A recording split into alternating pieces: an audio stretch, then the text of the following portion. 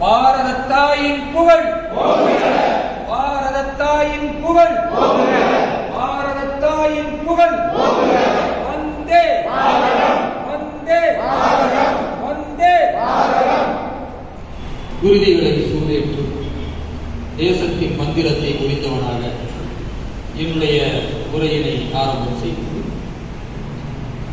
மதிப்பிற்கும் மரியாதைக்கும் உரிய கிருஷ்ணகிரியினுடைய மாவட்ட தலைவர் கோ தர்மலிங்கம் அவர்களுடைய, சிறுபான்மையினுடைய மாவட்ட தலைவர் இயேசு ஆண்டனி அவர்களே மற்றும் மண்டல் நிர்வாகிகளே, வந்திருக்கக்கூடிய எனதருமை தாமரை சொந்தங்களே, உங்கள் அனைவரின் மீதும் ஏக இறைவனின் சாந்தியும் சமாதானமும் நிலவட்டுமா. அன்பிற்குரிய சகோதர சகோதரிகளே, பாரதிய ஜனதா கட்சியினுடைய சிறுபான்மை அணியின் கிருஷ்ணகிரி மாவட்டத்தினுடைய ஒரு நிர்வாக கூட்டத்திற்கு ஏற்பாடு செய்து அதை மிக சிறப்பான முறையில் வழிநடத்திக் கொண்டிருக்கக்கூடிய மாவட்ட தலைவர் தர்மலிங்கம் அவர்களுக்கும், சிறுபான்மையினுடைய மாவட்ட தலைவர் இயேசு ஆண்டனி அவர்களுக்கும் முதலில் நான் என்னுடைய நன்றிகளை தெரிவித்துக் கொள்கிறேன். பாரதிய ஜனதா கட்சியிலே தன்னை இணைத்துக் கொண்டு நிர்வாகியாக அடையாளப்படுத்தி அவர் தன்னுடைய மக்களிடத்திலே போய் பாரதிய ஜனதா கட்சியினுடைய சித்தாந்தத்தை, கட்சி மக்களுக்கு செய்யக்கூடிய நலனை பற்றி பேசினால் அந்த கிறிஸ்துவரை எப்படி பார்ப்பாங்க? அவர் ஏதோ வேறு உலகத்தில் இருந்து வந்த மாதிரி பார்ப்பாங்க, சமுதாய துரோகி மாதிரி பார்ப்பாங்க, பங்கு தந்தையிலிருந்து பிசப்புகள் வரை கோபப்படக்கூடிய ஒரு நிலை ஏற்படும். அவர் தேவாலயத்திற்கு போனா அவர் ஒரு மாதிரியா பார்ப்பாங்க, ஏதோ தீண்டத்தகாதவர் உள்ள நுழைந்து விட்ட மாதிரி. சாதாரண விஷயம் கிடையாது. ஒரு கிறிஸ்துவர் தன்னை அடையாளப்படுத்திக் கொண்டு நான் பாரதிய ஜனதா கட்சியுடைய தொண்டன் என்று தன்னுடைய நெஞ்சிலே தாமரையை சுமந்து கொண்டு ஒருவர் செல்லுகிறார் என்றால் அது மற்ற எல்லா அணிகளை விட மிகுந்த சவால், மிகுந்த சிரமமான காரியம். அப்படிப்பட்ட ஒரு காரியத்தை ஒருவர் செய்ய முயல்கிறார் என்றால் என்ன லாபம் கிடைக்கும் நீங்க நினைக்கிறீங்க? இங்க இருக்கக்கூடிய இயேசு ஆண்டனி அவர்கள் அந்த மாதிரி ஒரு முடிவை எடுத்து அவர் மக்கள் மத்தியில் போய் பாரதிய ஜனதா கட்சியை சேர்க்கணும்னு நினைக்கிறாருன்னா அவருக்கு நம்ம ஏதாவது அள்ளி கொடுத்திருக்கிறோமா? பல கோடிகளை பெட்டியில அடிக்க வீட்டுல போய் பத்திரமா வச்சுட்டு வந்திருக்கிறோமா? கிடையாது. சொல்ல போனால் அவருடைய குடும்பத்தில் கூட எதிர்ப்பு இருக்கலாம், அவருடைய தெருவில் எதிர்ப்பு இருக்கலாம், சமூகத்தில் எதிர்ப்பு இருக்கலாம். அதையெல்லாம் தாண்டி வந்ததற்கு ஒரே காரணம் இருக்கிறது. ஒரு உண்மையான தேசபக்தனாக இருக்கக்கூடியவன் பாரதிய ஜனதா கட்சியில் தான் இருப்பான் அப்படிங்கிற நிலையில் இருக்கக்கூடிய ஒரு வார்த்தை. இது ரொம்ப அவசியமா இல்லையா? அதே மாதிரிதான் ஒரு இஸ்லாமியர் தன்னை பாரதிய ஜனதா கட்சியினுடைய தொண்டனாக அடையாளப்படுத்தி அவர் பாரத பிரதமர் நரேந்திர மோடி அவர்கள் இந்த சமூகத்திற்காக, இந்த தேசத்திற்காக செய்யக்கூடிய அளப்பரிய காரியங்களை, திட்டங்களை, மக்கள் நலன் மீது அக்கறை கொண்டு அவர் எடுத்திருக்கக்கூடிய பல்வேறு முன்னெடுத்த நடவடிக்கைகளை பற்றி சொன்னால் பள்ளிவாசலில் ஒதுக்குகிறார்கள். அவரை திருமணம் செய்வதாக இருந்தால் அந்த திருமணத்திற்கு அனுமதி மறுக்கிறார்கள். ஒரு கட்டத்திற்கு மேலே நீ இறந்து விட்டால் உன்னை புதைப்பதற்கு கூட இடம் தர மாட்டோம் என்று சொல்லி பகிரங்கமாகவே அறிவிப்பு செய்கிறார்கள். இதெல்லாம் வெளிப்படையா நடக்கிறது. அது எல்லாருக்கும் நடக்கிறது. இன்றைக்கு கூட நான் இங்க கிருஷ்ணகிரிக்கு வருவதற்கு முன்னால் தர்மபுரி மாவட்டத்தை முடித்துவிட்டு தான் வருகிறேன்.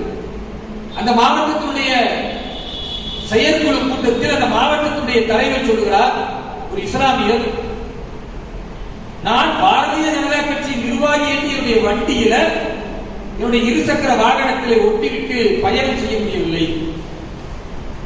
அந்த அளவிற்கு என்னுடைய சமூகத்தில் மிரட்டல் தெரிவிக்கிறார்கள், அடிக்க வருகிறார்கள். இதை நான் காவல் நிலையத்தில் போய் புகார் கொடுத்தால் காவல்துறையினர் சொல்லுகிறார்கள், ஏன்பாய் உனக்கு இது ஏன் தேவையில்லாத வேலை, ஊரோடு ஒத்து போனா இல்ல, நீ ஏன் போய் பாஜக போய் சேர்க்கிற, இது காவல்துறைக்கு தேவையா? இதை காவல்துறை சொல்லலாமா? ஒரு புகார் மனுவை கொடுக்கிறாரு. இந்த நாட்டை ஆளும் கட்சி இந்த தேசத்தை பாதுகாக்கக்கூடிய கட்சி, இந்த தேசத்தின் வலிமை மிகுந்த பாராளுமன்றத்தில் 303 பாராளுமன்ற உறுப்பினர்களை வைத்திருக்கக்கூடிய கட்சி, அந்த கட்சியினுடைய ஒரு உறுப்பினராக ஒரு நிர்வாகியாக இருக்கக்கூடிய ஒருவர், ஒரு இஸ்லாமியர், பாரத பிரதமர் நரேந்திர மோடி அவருடைய திட்டங்களை மக்களுக்கு கொண்டு போய் கொடுப்பதற்காக தன்னை பாரதிய ஜனதா கட்சியினுடைய நிர்வாகியாக அடையாளப்படுத்தி தன்னுடைய வாகனத்தில் அவர் ஒரு அடையாளத்தை, ஒரு தாமரை சின்னத்தை அதில் ஒட்டினால், அப்ப இஸ்லாமிய அடிப்படைவாத சக்திகள் அவரை தாக்க முடிந்தால், எங்க பகுதிக்குள்ள வரக்கூடாதுன்னு சொன்னால், அல்லது வாகனத்தை உடைச்சிடும் மிரட்டினால், இந்த பள்ளிவாசலுக்குள்ள உள்ள நுழைய முடியாது என்று ஜமாத்து நிர்வாகிகள் சொன்னால், இதை புகார் மனுவா போய் காவல் நிலையத்தில் கொடுத்து, இந்தியாவுடைய அரசியலமைப்பு சட்டம் சொல்லுகிறது ஒருவர் எந்த மதத்தையும் பின்பற்றலாம், அந்த மதத்துடைய வழிமுறைகளை பின்பற்றலாம், அதே போன்று ஒருவர் எந்த கட்சியிலும் இணையலாம்.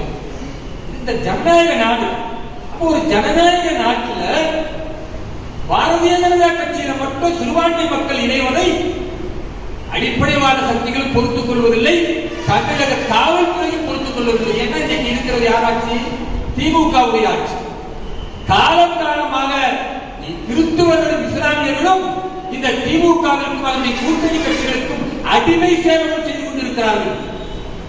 அதை மாற்றி சுயமரியாதையோடு, தன்மானத்தோடு, ஒரு தேசபக்தனாக, நான் ஒரு இந்திய இஸ்லாமியன், நான் பாரத தாயின் பிள்ளை என்று சொல்லக்கூடிய ஒரு பக்குவம் இருந்த தலைவனாக ஒவ்வொரு பகுதியிலும் இஸ்லாமியர்களும் கிறிஸ்துவர்களும் உருவாவதை இன்றைக்கு இருக்கக்கூடிய திமுக அரசு விரும்பவில்லை.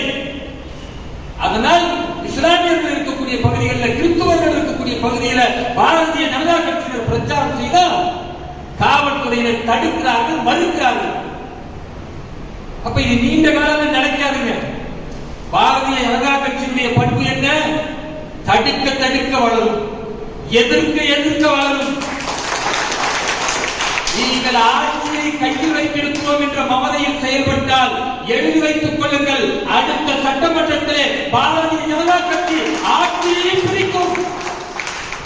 ஏனென்றால் நாங்கள் கடவுள் நம்பிக்கை உள்ளவர்கள், நாங்கள் இறைவன் மீது நம்பிக்கை உள்ளவர்கள், எங்களுக்கு கடவுள் பக்தி இருக்கிறது.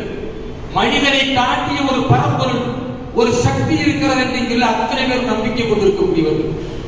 ஆனா திமுக என்ன சொல்லும்? கடவுள் நம்புபவன் முட்டாள், காட்டு பிராண்டி.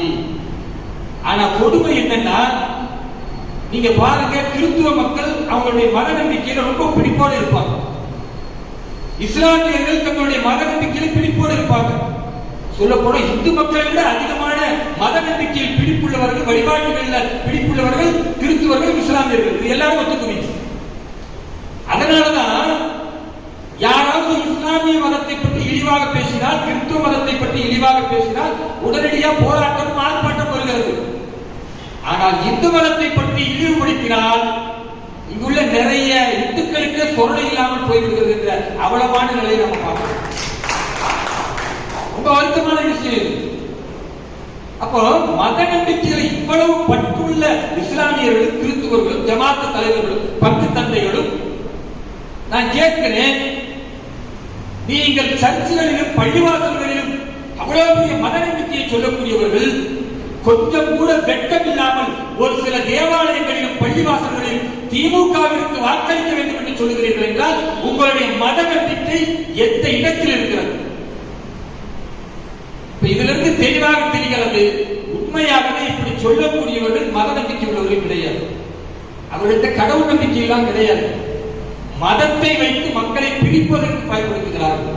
அது தேவாலயங்களில் பேசினாலும் சரி, பள்ளிவாசல்களில் பேசினாலும் சரி, அல்லது அயோக்கிய திருமாவளவன் போன்று இந்து மதத்தை இழிவுபடுத்தக்கூடியதை ஆதரிக்கக்கூடிய இந்துக்களாக இருந்தாலும் இவர்கள் எல்லாம் கடவுள் நம்பிக்கை உள்ளவர்கள் இல்லை. இவர்கள் அயோக்கியர்கள், நாடக